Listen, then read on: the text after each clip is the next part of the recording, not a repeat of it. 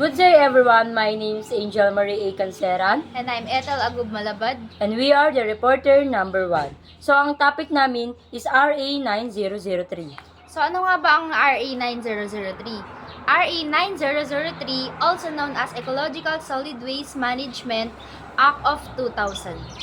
An act providing for an ecological solid waste management program, creating the necessary institutional mechanisms and incentives, declaring certain acts prohibited and providing penalties, appropriating funds, therefore, and for other purposes, was passed by the Congress and Senate on 2000 and signed by the President on January 26, 2001. As stated in this act, especially to this slide, declaring certain acts prohibited and providing penalties. Example, pag nagtapon ka ng basura kung saan-saan or yung tinatawag na waste segregation, doon na magkakaroon ng violations. Pag may violations, doon na din magkakaroon ng penalties. So pag may penalties, doon na din papasok yung sinasabing appropriating funds. So next is basic policies. Declaration of policies. Ensure the proper segregation, collection, transport, storage, and treatment and disposal of solid waste through the formulation and adoption of the best environmental practice. Ensure the public health and environmental. Encourage greater private sector participation in solid waste management.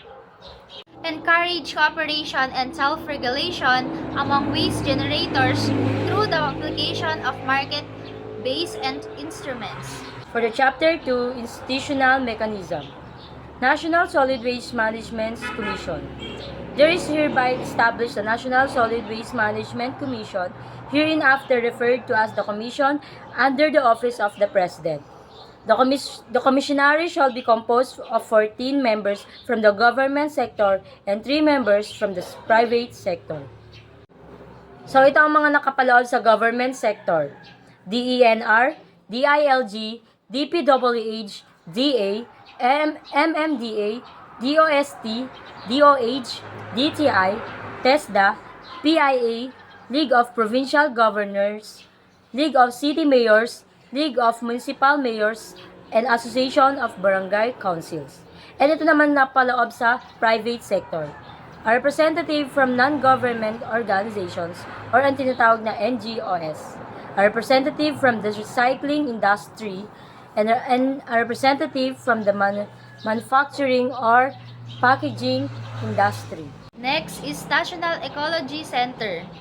There shall be established a National Ecology Center under the Commission which shall provide consulting, information, training, and networking services for the implementation of provisions of this Act. Role of LGU in solid waste management. Pursuant to the relevant provisions of Republic Act Number 7160, otherwise known as the Local Government Code, the LGUs shall be primarily responsible for the implementation and enforcement of the provisions of this Act within their respective jurisdictions. So next is Provincial Solid Waste Management Board. A Provincial Solid Waste Management Board shall be established in every province to be chaired by the government. So makikita nyo naman sa slide. Provincial Solid Waste Management Board. All mayors, Sangguniang Panlalawigan, PENRO, Provincial Health Officer, Recycling Industry, Concerned Government Agency, NGO, Congressional Representative, Manufacturing Industry, and Provincial Engineer. So ngayon is dadako naman tayo sa City and Municipal Solid Waste Management Board. City and Municipal Solid Waste Management Board, Mayor, Sangguniang Panglungsod, LBM President, Chairperson, Sangguniang Kabataan, Concerned Government Agency, NGO, Recycling Industry, and Manufacturing Industry. So next, Chapter 3, Comprehensive Solid Waste Management. Local Government Solid Waste Management Plan. So ito daw yung plano. The province, city, or municipality, through its local solid waste management board, shall prepare its respective 10-year solid waste management plans consistent with the National Solid Waste Management Framework, provided that the waste management plan shall be for the reuse, recycling, and composting of waste generated in their respective jurisdiction. So next is mandatory segregation of solid waste. LGUs will assess public and private sector roles in waste collection, considering various systems. Source segregation is emphasized for household, institutional, industrial, commercial, and agricultural waste. Prohibition against the use of open dumps for solid waste. No open dumps shall be established and operated, nor any practice or disposal of solid waste by any person, including LGUs, which constitutes the use of open dumps for solid waste, be allowed after the effectivity of these acts, provided that within 3 years after the effectivity of this act, every LGUs shall convert its open dumps into controlled dumps. So the chapter 4 is incentives. Incentives. Rewards, monetary or otherwise, shall be provided to individuals, private organizations, and entities, including non-government organizations that have undertaken outstanding and innovative projects, technologies, processes, and techniques or activities in reuse, recycling, and reduction. Said rewards shall be resourced from the fund herein created. Incentive scheme is hereby provided for the purpose of encouraging LGUs, enterprises, or private entities, including NGOs, to develop or undertake an effective solid waste management, or actively participate in any program geared towards the promotion thereof as provided for in this Act. Chapter 5, Financing Solid Waste Management.